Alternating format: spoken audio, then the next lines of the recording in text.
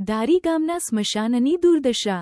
કહેવાય છે કે માણસના જીવનનો છેલ્લો વિસામો એટલે સ્મશાન, પણ ન્યા પણ વિસામો ન મળે તો ધારી ગામ અને આજુબાજુના વિસ્તારના લોકોને ઘરમાં કોઈ પણ વ્યક્તિ મૃત્યુ પામે અને તે વ્યક્તિ હિન્દુ હોય ત્યારે તેની અંતિમ વિધિ કરવા આ સ્મશાનમાં અગ્નિદાહ દેવા માટે લઈ આવવામાં આવે છે અને અહીં તેમની અંતિમ વિધિ થાય છે। પણ ચોર પાપિયા હરામી લોકો ચોરી કરવા માટે આ સ્મશાનને પણ છોડતા નથી। જુઓ આ ધારી સ્મશાનની દશા। અહીં જે સેવાભાવી સંસ્થા દ્વારા લોકફાળો કરી અહીં રંગરોગાન અને નવી ખાટલી બનાવી આપી હતી, પણ હરામી પાપિયા ચોર લોકો પોતાના સ્વાર્થ માટે અહીં પણ ચોરી કરી ખાટલામાં આવેલ લોખંડ ચોરી ગયેલ છે અને ખાટલીની દુર્દશા કેવી કરી દીધી છે જુઓ તમારી નરી આંખે।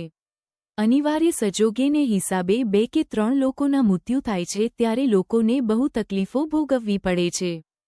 ધારી નગરપાલિકાના અધિકારીઓ કે ભાજપના પદ અધિકારીઓ કે આગેવાનો અંગત રસ લઈ આ સ્મશાન ખાટલીનું યોગ્ય કરવા ધારી ગ્રામજનો જણાવી રહ્યા છે।